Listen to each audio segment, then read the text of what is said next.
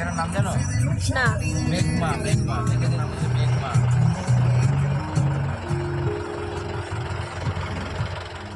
আজকে আমরা সকাল সকাল সান্দাকফুর উদ্দেশ্যে বেরিয়ে পড়েছি, আর এই মুহূর্তে আমরা রয়েছি মেঘমাতে। আগের ভিডিওতে এর আগের পর্যন্ত আমাদের জার্নিটা আপনাদের সঙ্গে শেয়ার করেছি, তো তার পরবর্তী জার্নি আজকের ভিডিওতে। আমাদের এই লং ট্যুর প্ল্যানিংয়ের মেন উদ্দেশ্যই ছিল সান্দাকফু।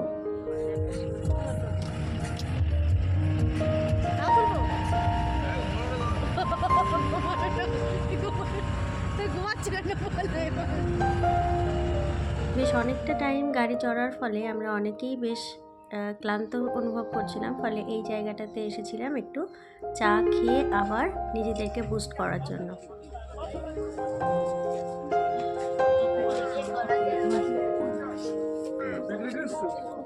চলো চা খাবো তো?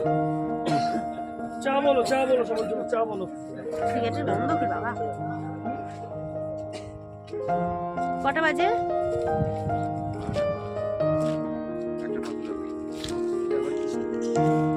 গরু নাকি ওটা? দেখো,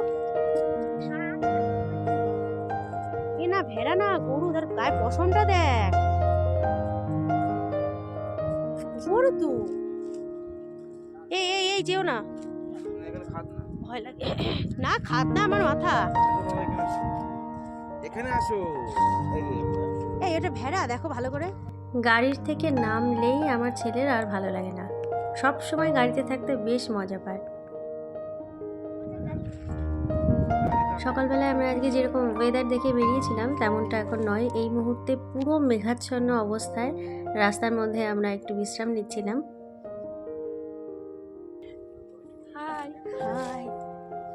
একটু পেছনটা তাকাও, তাহলে দেখবা কেমন লাগবে। পেছনটা তাকাও, এই আর এত স্টাইল দিয়ে বসতে পারবা না।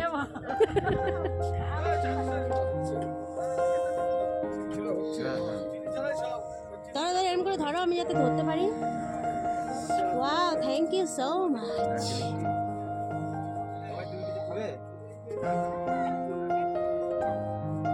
বেশ লম্বা একটা জার্নির রাস্তায় এখানে একটা মাত্র চায়ের দোকান দেখা গেল, যেটা কিনা একটু ঠিকঠাকভাবে বসার মতন পরিস্থিতি রয়েছে।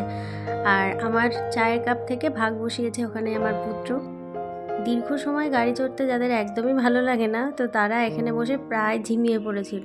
তো তারপরে চা খেয়ে আবার সবাই একসঙ্গে বেরোবো, তো তার আগে সবাইকে একটুখানি ফ্রেমবন্দি করে নিলাম।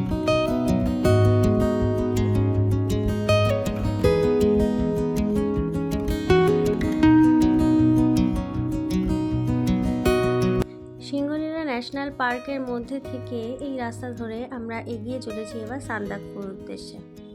সান্দাকফু যাওয়ার জন্য আমাদেরকে সিংহলীলা ন্যাশনাল পার্কের মধ্যে থেকে গাড়ি পারমিট করিয়ে তবেই যেতে হচ্ছে। সিংহলীলা ন্যাশনাল পার্কের মধ্যে মেঘমা হচ্ছে একটা খুবই ছোট গ্রাম। বাইরে দেখতেই পাচ্ছেন কীরকম মেঘ, আর তার মধ্যে পাশাপাশি রয়েছে দুটো চেরি ব্লুজম গাছ। এগুলো দূর থেকে এত সুন্দর লাগছিল, পাহাড়ি ফুল যে কি অপূর্ব সুন্দর দেখতে লাগে ধারণার বাইরে। এখানে হয়তো বিশেষ কোনো প্রয়োজনে আবার আমাদের গাড়ি দাঁড়িয়েছে। তো সামনে রয়েছে আরও দুটো গাড়ি এবং আমাদের পেছনে রয়েছে আরও দুটো গাড়ি। টোটাল 5টা গাড়িতে আমরা প্রত্যেকে রয়েছি। 6 জনের বেশি প্যাসেঞ্জার নেওয়ার মতো এখানে অনুমতি নেই।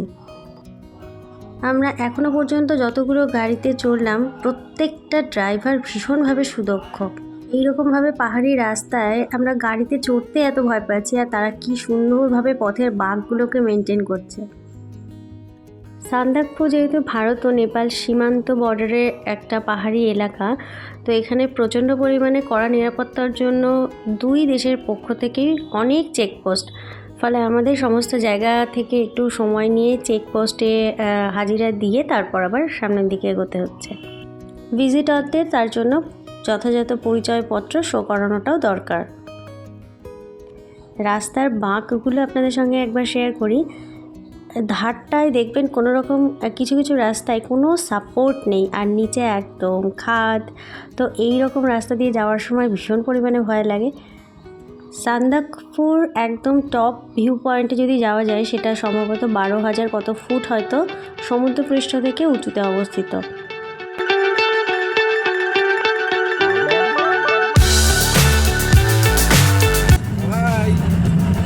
रास्ता है এই রাস্তা হ্যাঁ রাস্তা তৈরি কাজ চলছে মারাত্মক ভালো রাস্তা ছিল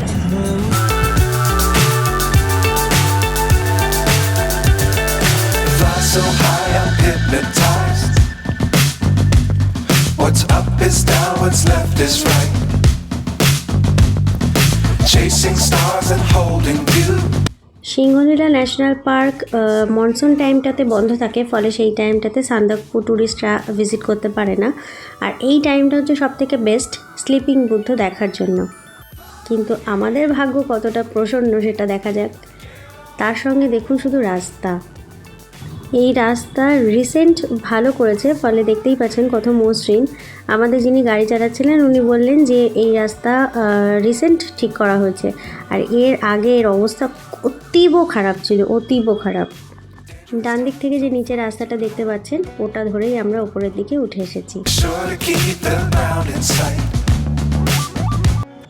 সিংহলীলা ন্যাশনাল পার্কে শুনেছি কিছু বিষাক্ত গাছ রয়েছে, যেগুলো বিশেষ করে সান্দাকফুর একদম টপ পয়েন্টের দিকে বেশি আছে।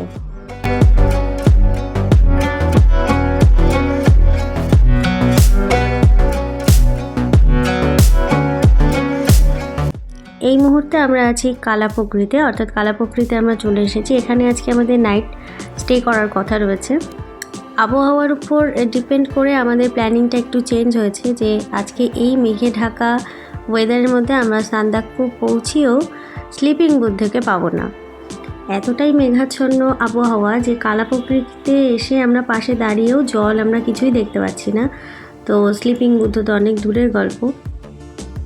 আর এখানে আমরা হোমস্টেতে আজকে রাত থাকবো, তো এখন এখানে লাগেজপত্র নামাতে হবে, ফলে আমরা দাঁড়ালাম।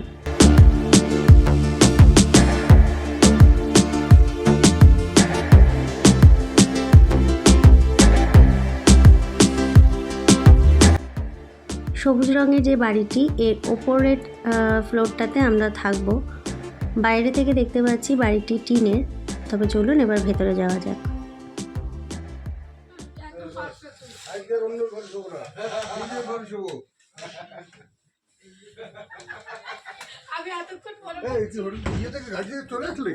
কি হ্যাঁ বলে খেয়ে দিয়ে যাবে শুনলাম।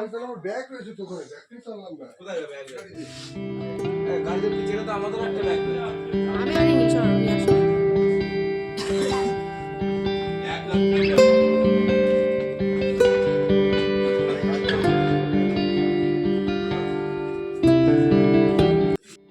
বাইরে থেকে সম্পূর্ণ টিনের তৈরি বাড়িটা, তবে ভেতরে একদম কাঠের দেওয়াল, সম্পূর্ণ চারিদিকটা কাঠের তৈরি। আর নিচে এরকমভাবে ম্যাট পাতা রয়েছে, কাঠের পিলার, এবং যতটা সম্ভব জানা গেল এটা সোলার ইলেকট্রিসিটি। হ্যালো গাইস, এদের রুম এতটা সুন্দর হয়েছে যে আমার হিংসা হচ্ছে। আমার রুমটা একটু ভালো হয়। এই কোনটা তোমার রুম? কোনটা? ফোন একটা তো আমার কাছে হলো না।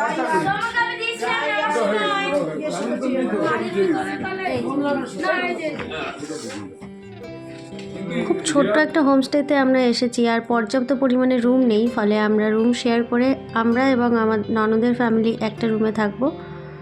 মোটামুটি এখানে সবাই একটু কম্প্রোমাইজ করে দুটো করে ফ্যামিলি করে একটা করে রুম নিয়েছে।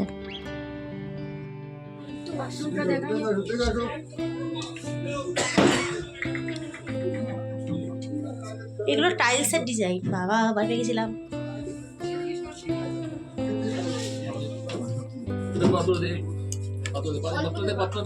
রান্নাটা কিরকম করেছি বলতো? রান্না ভালো হচ্ছে? ওই যে রিভিউ ওখান থেকে বলো কি গো রান্না।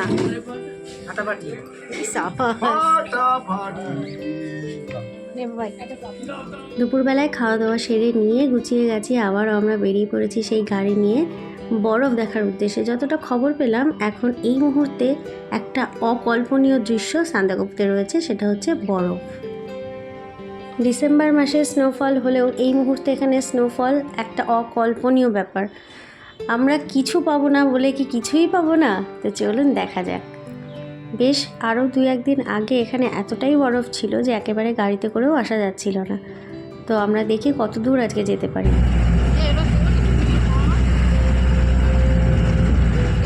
হিমালয়ান রেঞ্জের টপ 5 মাউন্টেন পিক দেখার জন্য সান্দাকফু সব থেকে বেস্ট। তবে বন্ধুগণ, এই যে স্নোফল এই টাইমের, এটা আমাদের সিলেবাসের বাইরেই ছিল।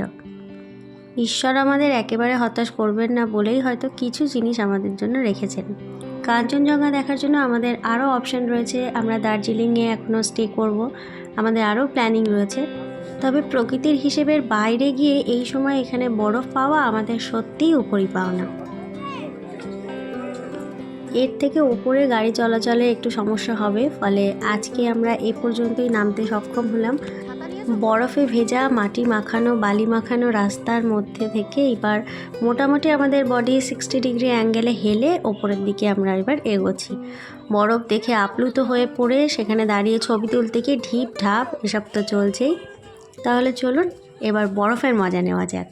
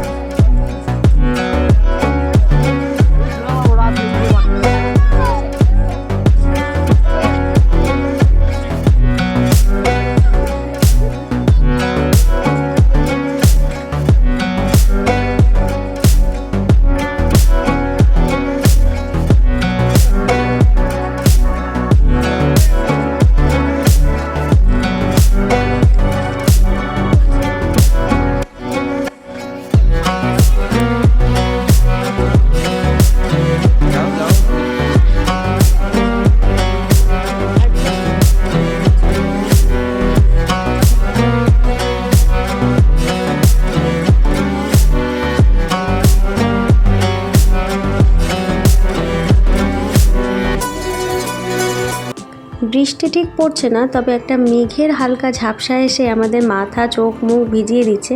হাতে আমরা ছাতা এনেইছিলাম, যে বলা তো যায় না, তো সেই কারণেই ছাতাটা মেলেই নিলাম। সঙ্গে যেহেতু পিকু রয়েছে নিজের সুরক্ষার জন্য। গা ভিজবে না, কারণ আমরা যেভাবে 3-4টে করে পড়েছি তাতে গা ভেজার কোনো সম্ভাবনা নেই। যা হবে জ্যাকেটের ওপর থেকে, মাথাটা না ভেজে, যেহেতু একটাই টুপি মাথায়। মোটামুটি আমরা 28-30 জন এখানে একদম ছড়িয়ে ছিটিয়ে গেছি। দেখলে বুঝতেই পারছেন যে সামনে আর কোনো গাড়ি চলছে না, রাস্তা সম্পূর্ণ বরফে ঢাকা। আশপাশটা যতদূর চোখ যাচ্ছে, যতদূর দৃষ্টি যাচ্ছে, ততদূর দেখতে পাচ্ছি বরফে ঢাকা পাহাড়।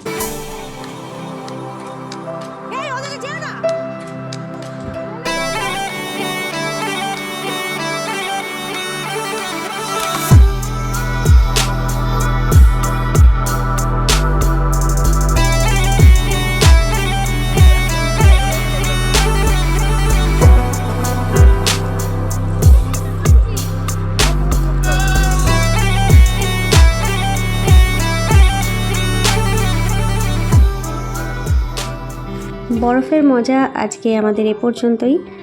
এরপর আবারও আগামী দিন আসার ইচ্ছে রইল, যেহেতু আমরা কালাপকরিতে নাইট স্টে করব। আর এপাশে দেখতেই পাচ্ছেন চেরি ব্লুজমের বাগান, সঙ্গে পাহাড়ের ওপরের মেঘ আর মেঘের ওপরে হালকা রোদ, সেটা দেখতে দেখতে এবারে আমরা আমাদের হোমস্টের দিকে রওনা দিলাম।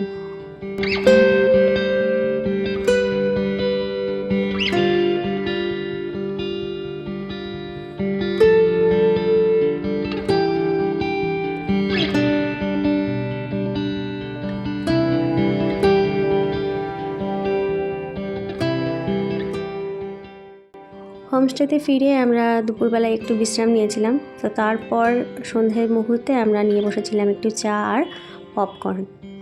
বেড়াতে এসে একটা রুম শেয়ার করে যদি একটা ফ্যামিলি একসঙ্গে থাকা যায়, তার একটা আলাদা কিন্তু আনন্দ রয়েছে, যেটা আমরা এই মুহূর্তে বুঝতে পারছি।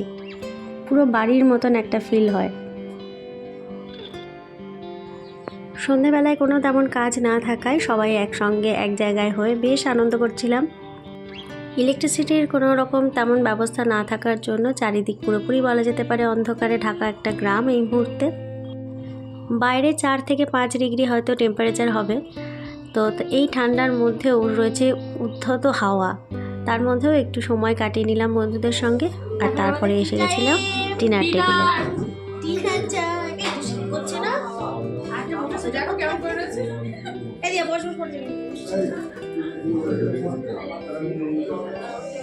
আমাদের ডিনার এখনো আসেনি টেবিলে। বাচ্চা আর বউরা বসে যাও কি গো, নাকি বাচ্চা বউ আগে? আমাদের এখনো টেবিলে খাবার আসেনি, তাই আমাদের খুব দুঃখ, আমরা বসে আছি। বল বল বল, সেটা বল বল, এখনো খাবার আসেনি, দুঃখ নেই? খিদে পাইনি? তোদের খিদে পাবে না, যে খাবার সামনে করবে তখন খিদে পাবে। পেটের খিদের ইয়ে বুঝতে পারিস না। ওর একটা সোয়েটার পরালে না, ঠান্ডা লাগছে।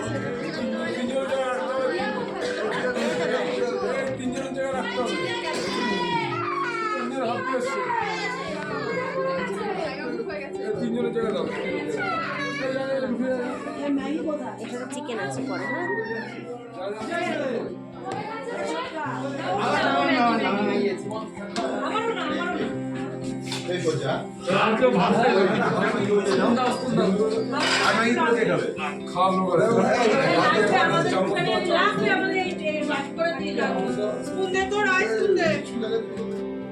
আজকের ভিডিও এই পর্যন্তই।